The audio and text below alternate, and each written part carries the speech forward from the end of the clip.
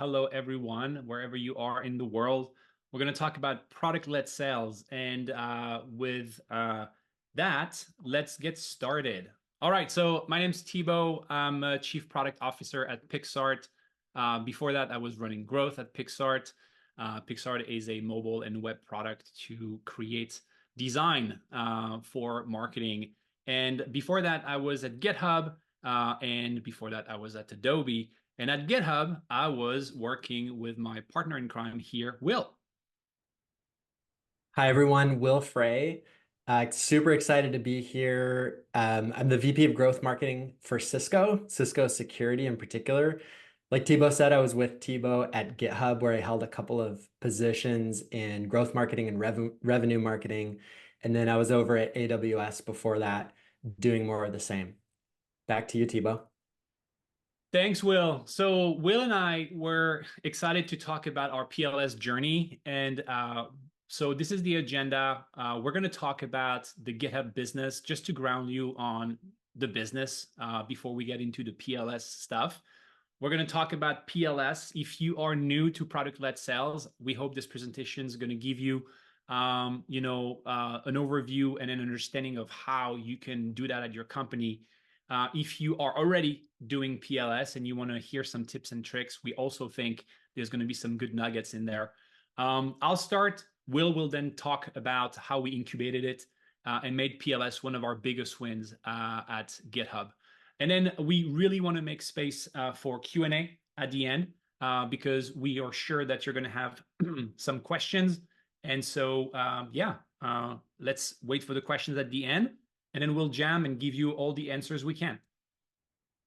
So the GitHub business is pretty simple. If you don't know GitHub, this is the home of open source. This was founded in 2007, GitHub.com. It's known for being basically the home of open source. It killed SourceForge back then, for those of you remember. It is a code collaboration product. Now, you might be wondering, okay, how does GitHub make money if it's the home of open source? Well, it's simple. This is a product that can also be sold to big companies, like you can see on the website, SAP, P&G, Mercedes, and many others. It is a product that's sold to the enterprise. It was acquired by Microsoft in 2017 for almost $8 billion. And today it's way over 1 billion in ARR. How does the company make money? It's very simple. The concept is that you can put your code on the repo for code collaboration. It's a code collaboration tool. If your code is public, everything is free, even the most sophisticated features. The moment you want to take that private and you want to work in a private environment, like most companies and enterprise, then you have to pay. So it's pretty simple. So who is the target market audience? I think it's important, especially in the context of PLS. The GitHub has basically developers as customers, but the developers are split into two key segments. The engineers that are going to be writing the code directly have really kind of like get into the product. And then you have also these people that are coding or used to code, but now are holding positions like CEOs, C-level people or VPs. And basically the GitHub is trying to go after these two audiences. It is a bottoms-up strategy. Like any developer tool, you start its bottoms up. The developers are going to want to try the product and they're going to tell their managers about it. And hopefully the managers are going to be fine with it. For SMB and mid-market, you can have these engineers put out on a credit card, start using the product like a startup. But then the minute you start talking to a company like an Apple or Tesla or SAP, then you're going to have to write a check. And so that's why it's both bottoms up and top down. And you can see here the classic strategies for bottoms up and top down. At the top, to reach the C level, you're going to have to do AR, PR, specific conferences, field marketing, SEO, and obviously sales as outreach. And for the bottoms up strategy, you're going to have to lead with self-serve, open source, SEO, and all these good things that will get people into the product and find the product. The thing that's brilliant and about GitHub's product strategy and core DNA is that the concept of a repo is an amazing UGC loop. So think about it. You're putting code on a repo. So a developer signs up for GitHub. they're sharing their repo online. Then the repo gets indexed by Google. A developer that's searching for a code solution is going to find it, and they're going to sign up for GitHub.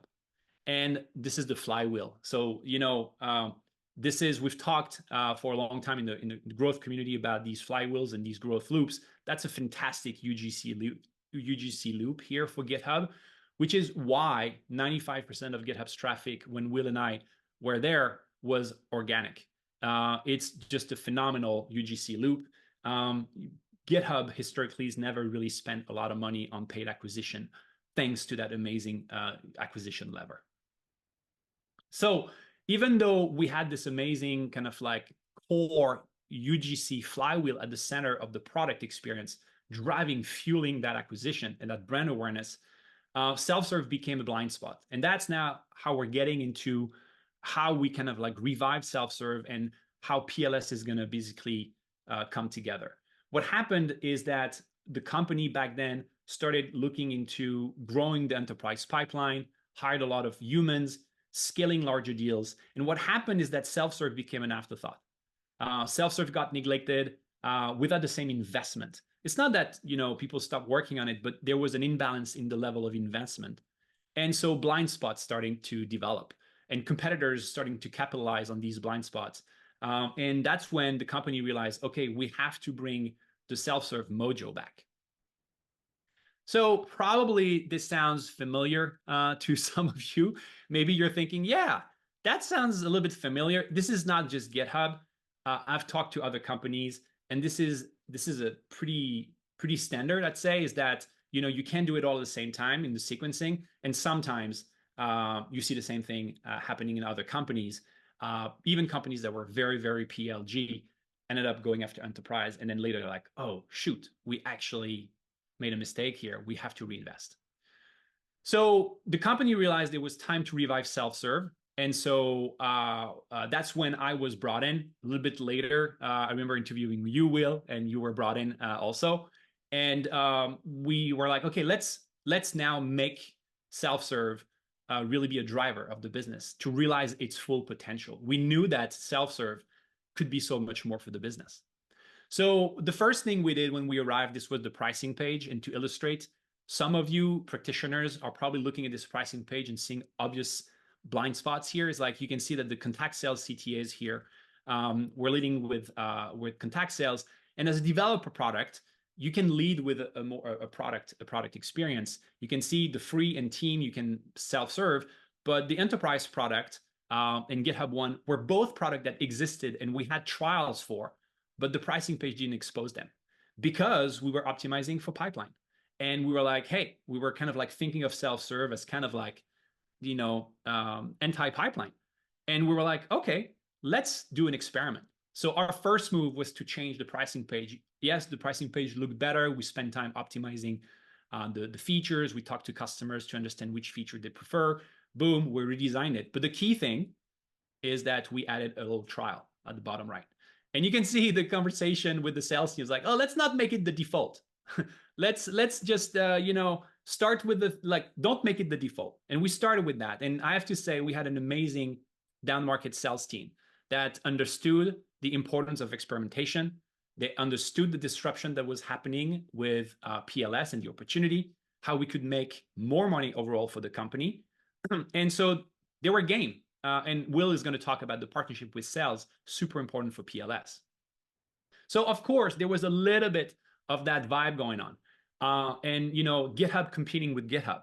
I think Elena signed up for this webinar. So Elena Verna, queen of the memes, growth memes. If you see us, this one's for you. But this is really a little bit of what happened. But really, we had a really good partnership with the sales team. And we were like, okay, let's see what happens and let's run that experiment. What we saw is no cannibalization. People self-selected themselves, and we got the best of both worlds. More self-serve trials and no negative on sales pipeline. The lesson was, okay, people are actually smart enough to self-select themselves. I want to talk to someone because I have probably very specific questions, or just let me try the thing. And so at this point, with that win, we went all in. And if you go to github.com today, you'll see that we're having this more balanced approach where we would always offer to try and then contact sales. And you can see the order, which one is emphasized here. And that's the result of that transformation that happened at GitHub. In some pages, you'll see we actually lead only with the trial. At the same time, when we were doing this, we saw this paper from Gartner that was talking about the disruption that's happening with B2B, basically selling B2B product. And they were saying, and you can Google that, but you'll get the slides, but there's a link. They were basically saying 80% of B2B sales is going to be happening digitally. More and more people are buying enterprise products through digital with a self-serve experience. And we were also seeing that in the data. We saw some big companies start with a credit card and then expand later. And so the reason why that's happening, we'll summarize here very quickly this paper. It's it's obvious. It's like people buying software are digital natives. Today, people in position of purchase power in companies are millennials and Gen Z. And these are people that grew up with computers. And they want to try first, especially for developer product. But I suspect, that's just the reality. Like enterprise software is going to be bought more and more digitally. They don't want to wait and talk to someone. They want to try, they want to get the value, and then they'll talk to you. And so that's why it's so important that, we invest in the basically self-serve experience. And myself as the head of growth, I was like, okay, I think there's an opportunity to turn the product into a pipeline driver, but we also have to work in activation and making the product experience really delightful to accelerate the time to value. Because if a developer comes to the product experience and they're failing, they're certainly not going to tell their managers or their CTO, hey, this is an amazing product. So personally, I think that every second a customer is waiting for a demo or an answer from you is a second given to your competitor. Like personally, if I go to a website and I have to talk to someone, I'm going to Google an alternative and find something that basically is self-serve. So we were like, okay, GitHub is competing with GitHub. We have a team that's really thinking about pipeline. We're thinking about trials. It doesn't have to be an or, but it's more of an and. Can we make self-serve a driver of pipeline? And that's when we started thinking, okay, basically we've increased self-serve ARR with the things I just mentioned. Can we supercharge self-serve with self-serve expansion? Can we have basically two tracks? The C-level folks are going to still go to a sales-led approach, marketing, contact sales, demo, the traditional funnel. And can we have the developers start with the product, but after the aha, ultimately they're also going to expand to the sales team and drive pipeline. Then we get the best of both worlds. They're communicating. It's not one, against the other. They actually connect. And so then the sales team started thinking, guys, this is interesting. Maybe we can have actually the sales team be more efficient. We're having to follow and close deals that are lower value. Can we have actually an experience where we're smarter and we're letting these people start with the product and we'll talk to them later? Can we improve the sales team ROI by routing the leads to the most optimal experience? And so our CRO was like, guys, ultimately, I don't care if this is self-serve or self-serve. As the chief revenue officer, this is all the same wallet. This is the same pocket. I want you guys to figure this out. It should be connected. And our CRO was a great leader who understood the importance of digital experience here and the transformation with B2B selling. And she was like, you guys are going to go and you're going to make product-led sales happen at GitHub. And for that, Will and I partnered. And Will, please, the floor is yours. Thank you, Thibault. So that's the business context that Thibault went over. And with the support of our CRO, we dove in. So I'm going to walk you through how we implemented this at GitHub, starting with grounding us on, okay, so what is product-led sales? What we mean by that term? In a traditional funnel, most of us are familiar, there are marketing activities and sales activities that go out and generate leads or engagements on an account. Once those get to a certain point of interest or qualification, pass them off to sellers. Sellers try and get meetings, talk to people and companies, qualify them more to hopefully get them into a demo or some bottom of funnel conversation, and then a deal. But if you flip ahead and look at product-led sales, it starts with the product, and it starts with users self-serving in the product. So you need the ability, like a free trial or a freemium model, to give users that self-serve option. So they go and they experience and they're using the product. And then you watch for signals. You watch for how they're using to see at what point they might be qualified to talk to sales because they have a high propensity to buy. And then you pass them over to sales. After that, the sales is able to have a conversation and hopefully close business. How do you know if product-led sales would be a good fit for your company? Seems basic, but it's an important question.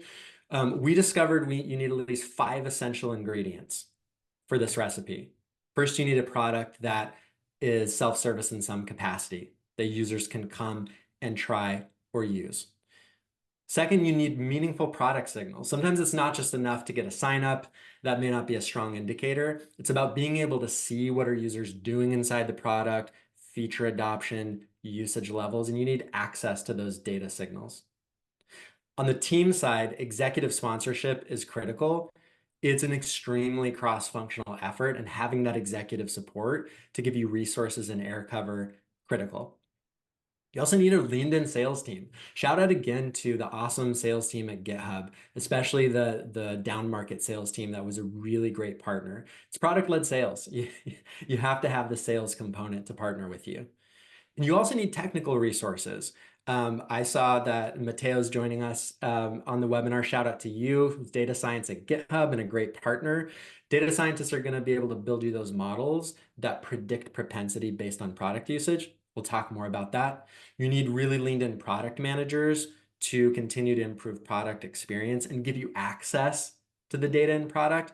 And then you need operations, because there's got to be a connection between those great signals from product into leads, and that flows eventually to sellers inside of a CRM like Salesforce. Okay, PQLs versus PQAs. This is a similar like concept to like a demand funnel with leads versus an account-based experience or account-based marketing funnel. PQLs are leads that map to individuals.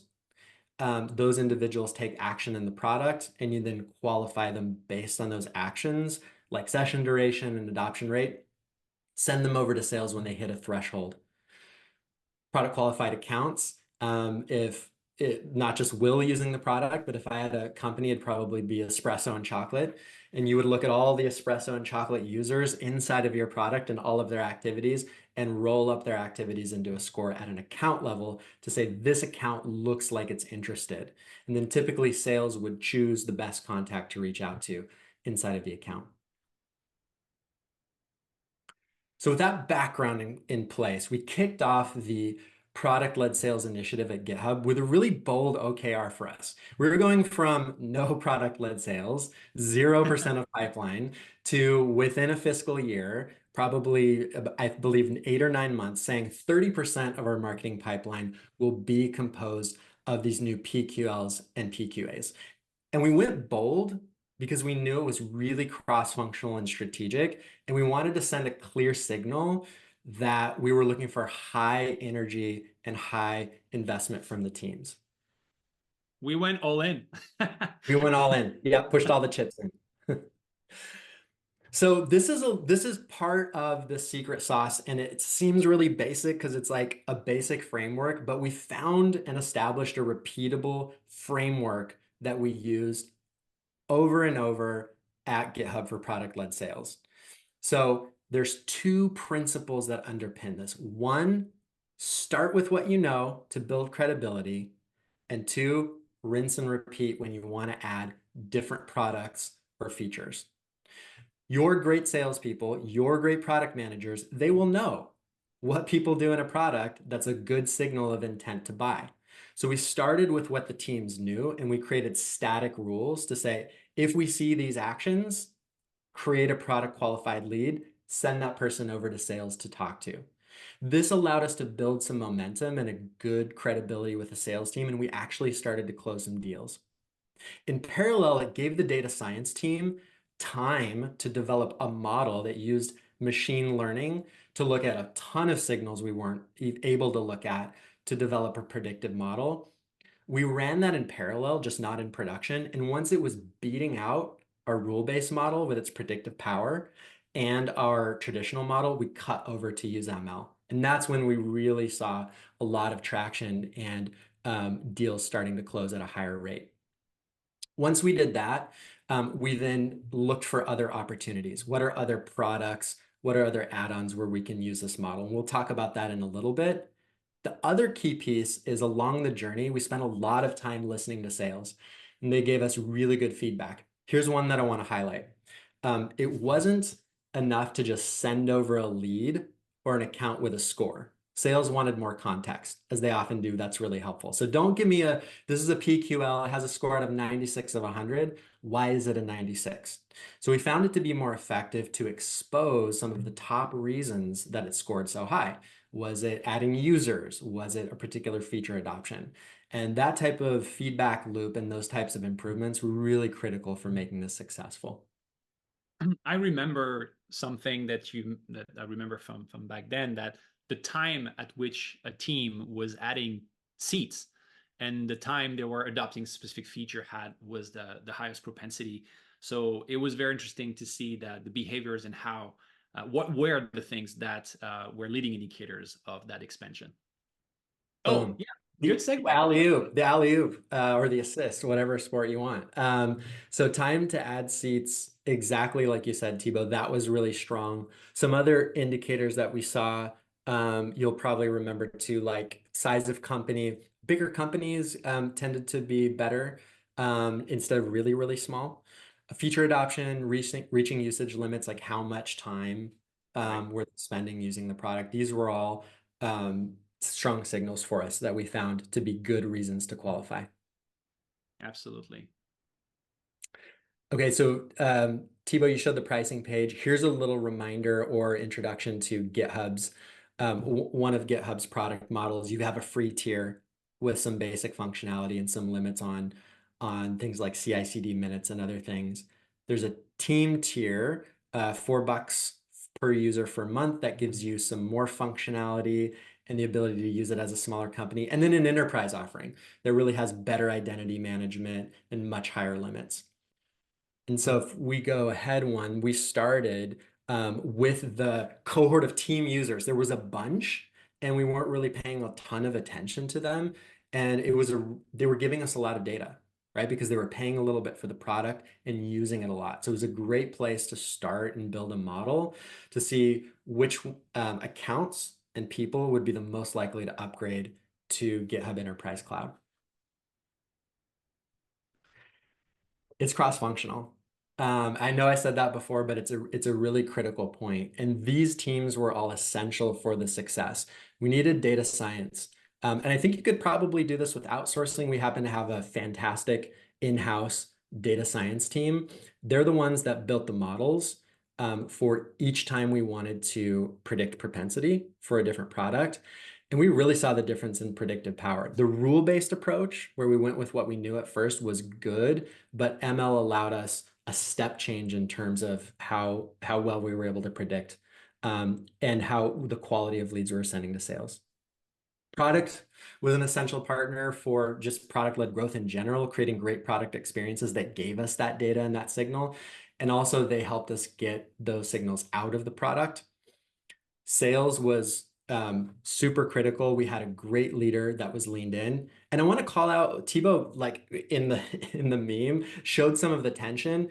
The sales team was not all bought in at first. And that was a good thing because sometimes your detractors will give you the best information, right? Yeah. We had advocates, neutral and detractors. They would be more vocal. Sometimes we had to chase the people who liked it to give us feedback. And that was really critical. So we just embraced the sales team and took all feedback, and it helped to make us better. And then the operations team, often like an unsung hero, you have to have someone to architect. How do you get from like an ML model into a lead store and pipe it into your CRM and have it show up in a way that sales is used to seeing where they can disposition it? That takes quite a bit of work. So RevOps, marketing ops, sales ops, whatever you call it, whatever teams you need to pull in, they're an essential ingredient.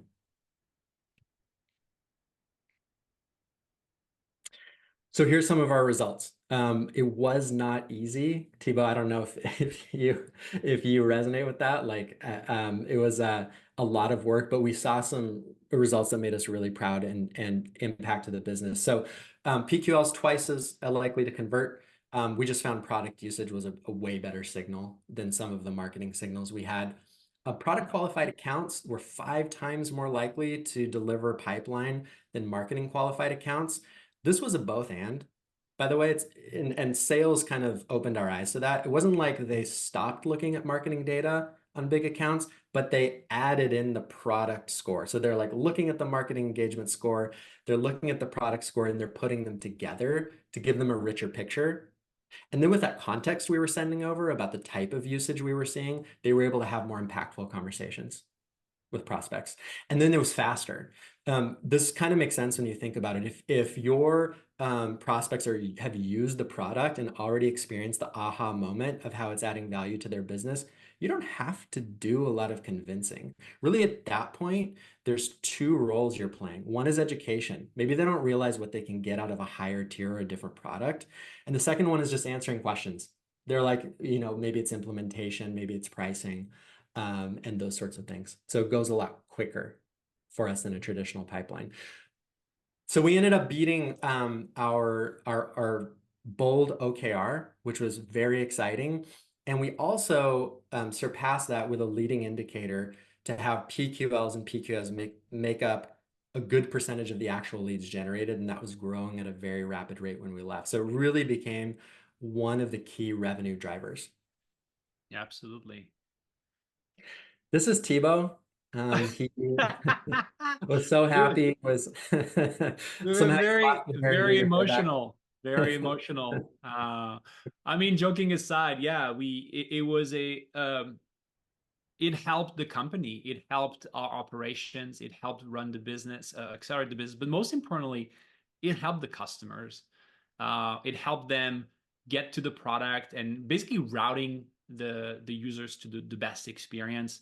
And so honestly, yeah, I could say for me, I don't know about you, Will, we never really talked about this since we both left, but like we talked about this for preparing this, but like it was definitely one of the biggest achievements I think we had at because it was a transformational achievement for GitHub in the way they go to market. Totally. Total transformation. And that customer point is really key. It feels good and delivers more value to the business with a customer-centric approach. A lot of customers just responded better when they could actually see the value for themselves first before they talk to sales. So I mentioned the repeatable framework was part of what made us successful. Once we had gone through that once, we looked where else can we apply this? And so we went to other add-ons like GitHub Advanced Security and GitHub Copilot and did the same thing. And then eventually looked at the free users and did the same thing to predict upgrade to team or enterprise. And we saw success. In fact, we saw even higher rate of conversion with some of the add-ons. So this is a full circle moment. I mean, Thibault, you teed this up right earlier in the presentation on what GitHub's pricing page looked like when kind Yeah, of when you joined, and like it was like contact sales, like don't take yeah, away leads, right? And our yeah, pipeline. yeah. Then you Full added, circle. right? Free trial was a footnote. Yeah, And now look at it today. yeah. It's default. It's kind of absurd that we're both looking at this pricing page and we're so proud. It's just surprising, but it's a representation of the transformation, and GitHub is growing faster than ever. So that's really cool. That's right. And it's really both. I mean, Thibault, you touched on this earlier. Um, there's a lot of value for GitHub for other businesses. You all know this in a sales-led approach, especially when you have big accounts, they want something custom. There needs to be a lot of human interaction in some cases really helps. And with certain personas that aren't product Yeah, users, absolutely. they often really want to talk to someone. But the practitioners, they don't want they don't want to take a call from sales at Yeah, first. it will Um, be right? it will be interesting to see. I know there's these conversations that I see on LinkedIn often about the future of like B2B sales, but like in 10, 5, 10, 15 years, like more and more is going to be digital. I think there's going to be a growing portion that's going to be buying in a product-led approach, and you will always have the big companies that will say, you know what, our business, we need to talk to someone, but product-led first. Yeah, let's talk about some key takeaways. I think let's wrap it up, Will, and then we'll take questions. Awesome. So some key takeaways. Customers want to try. That's the Thibault, you referenced the Gartner research, but we've seen it over and again. Let them. Don't hide the option to self-serve. Yep. Get executive support and partner with sales. So critical. There's resources that you will need to launch this. There's air cover that you will need inside of the organization. And it was helpful at GitHub that we had that, the market pressure. Yep. That was a big catalyst. One step at a time, that's a repeatable framework. Start with one primary use case, build on what you know, and grow it from there. And you can do it. This is an example of how you can do it. You can even, if you have some detractors or people who are resistant, maybe even take this presentation and parts of it might be able to help with a conversation. It is possible. Absolutely. You saw it work. We hope this presentation can become a tool for evangelizing PLS in your company. And if you are already in the journey, it's a tool to supplement and basically kind of like, double down on that. And if it's a new conversation, to start socializing and educating people in the company. If we did it at a, like back then when we started, it was like GitHub was like $500 million in ARR. You'll hear people say, we can't, we have so much established processes and stuff. Trust us. GitHub was a machine, and it wasn't easy, but we made it work. Obviously, if you are a new company, young in the journey, then you can start building it right there at the beginning so that you can just make it from the beginning. And you have basically a PLS motion from the beginning. But we believe it's possible at the early stage, and obviously at a way later stage. It's never too late. All right, so would love now to get into Q&A. And I think this is where Paolo comes in to help us. Yes, we have lots of questions from folks, Wonderful. so this is great. Yeah, so starting right from the top, VG wants to know, how is sales compensation structured when you have a PLS motion? Can you speak to that at all? Yeah, it's actually, I will admit, I don't recall. Do you know, Will, where we ended up on that in kind of terms of attribution and the compensation? How did we do that? Yeah, without getting too much into the inner workings, we were able to use the same model of comp essentially and work it in just in the same way that we did with our traditional funnel, which meant that we needed that operations piece, sales ops and the folks that looked at comp, but their buy-in was critical. Got it. Yep. Great. We've got another question here. In terms of activation, what core features did you use to qualify leads? And more importantly, how did you actually nudge and nurture people to use and reach these milestones? Yep. So for activation at GitHub, we never really, the growth team landed on an activation metric, I will admit. We had looked into key basically moments that we knew were mostly correlated with retention. That could have been actually our activation metric, but we never really focused on that because there were lots of low-hanging fruits. And we worked on activation for the GHEC trial, but we never had enough volume to prove statistical significance and all that. But the metrics we looked at GitHub for activation, where basically we had team repo, we had the first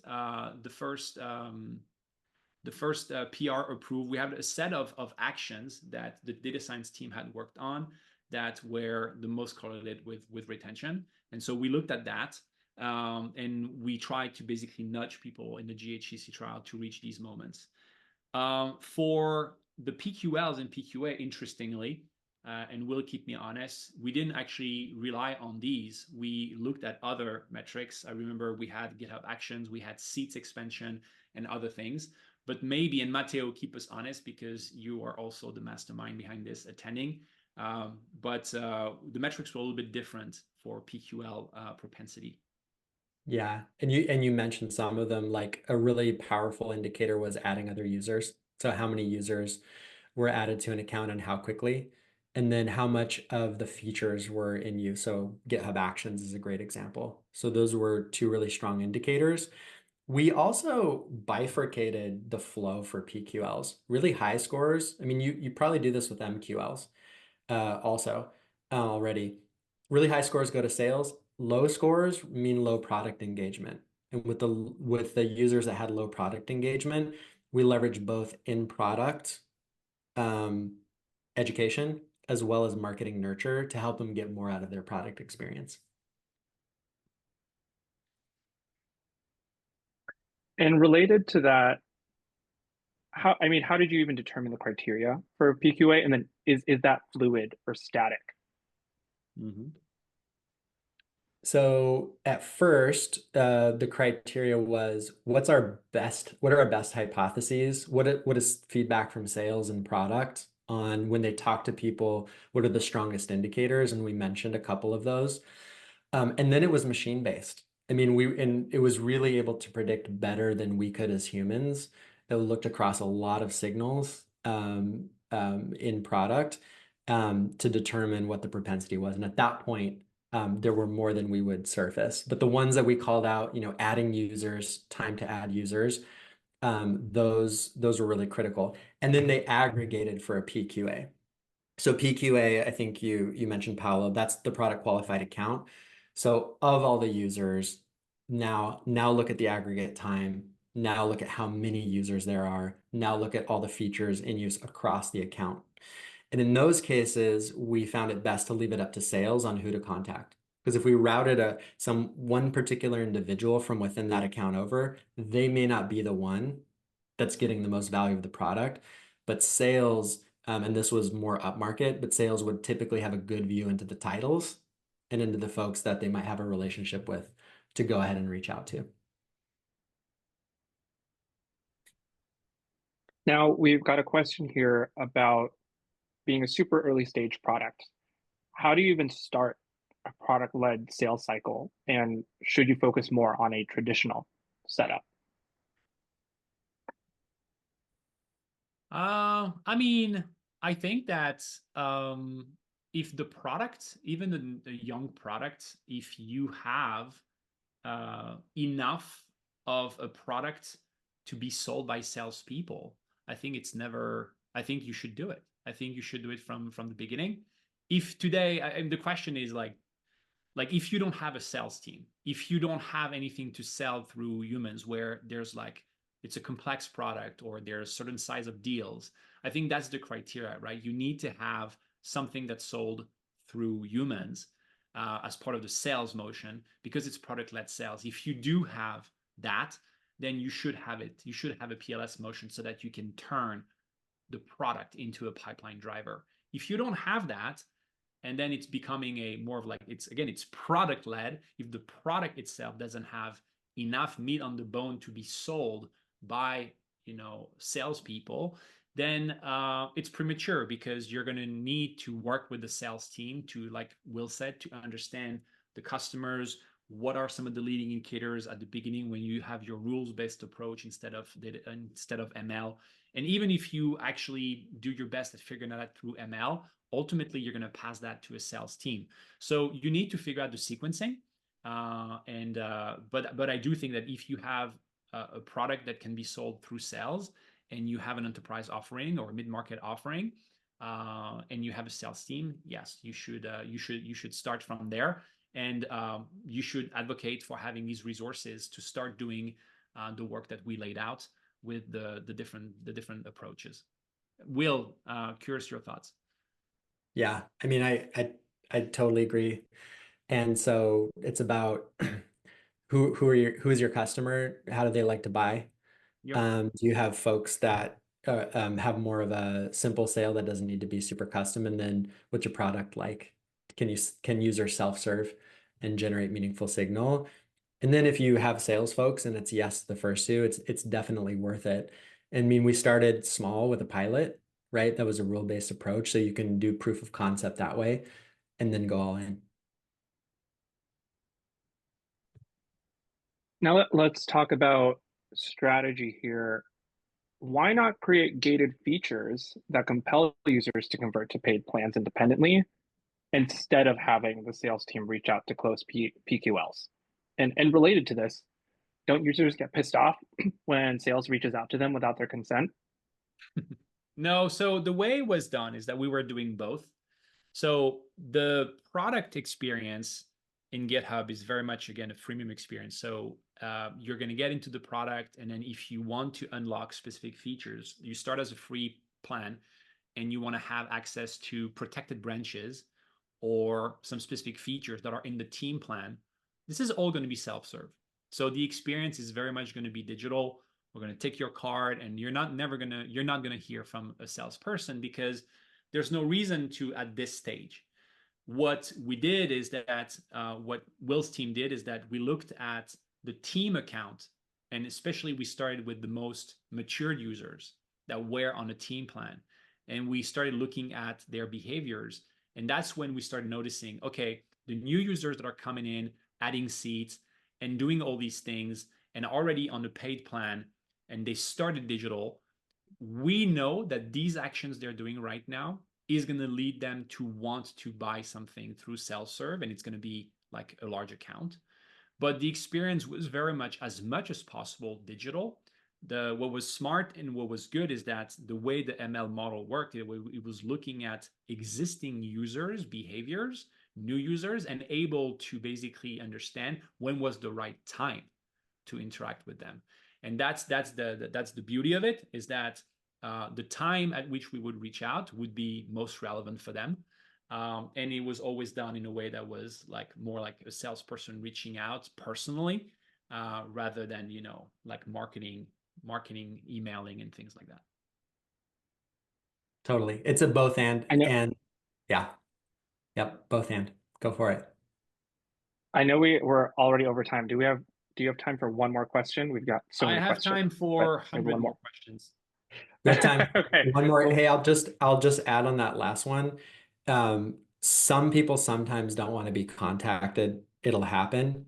You have to go in with empathy and the intent to educate. On the flip side, some of your users don't know what you have and they're missing out. Yep. Like they don't know that they're pissed off, but they're missing out on value that you can deliver to them if you don't talk to them. all right. Closing question. Do you have any suggestions for product where the aha moment is difficult to recognize during the trial period, as it's heavily dependent on real world activities? So let's go with an example. Products like expense management, where the value only becomes apparent after users engage in the actual task of processing multiple expenses. How do you deal with that? I mean, Will, I'm curious your thoughts. I do think that when you don't have enough data, because you don't have enough, let's say you don't have the data science team to give you the leading indicators, or you don't have the right analytics. And let's be honest, like we all struggle actually as practitioners to really get all the data. We're always, even at GitHub, we had to deal with a lot of, blind spots sometimes. I think that's where you should actually do customer interviews and talk to customers and try to understand what were these moments that got them to find the value. We did that with the sales team. We'll ask them, hey, like what from your perspective are the features, or when you talk to customers that came from the product, what was the story? And we started noticing patterns. When I think there's this quote from Bezos, I don't know if it's true, but when you don't have data, like anecdotes win. And so I would start with basically talking to some customers and find these moments of delight and say, okay, you know what? maybe let's start with that. Let's use that as simple rules that if people cross that thing, we're going to reach out. And that's what we started with, Will, right? Like in the phase one, it was pretty much static. Matteo and the data science team came later.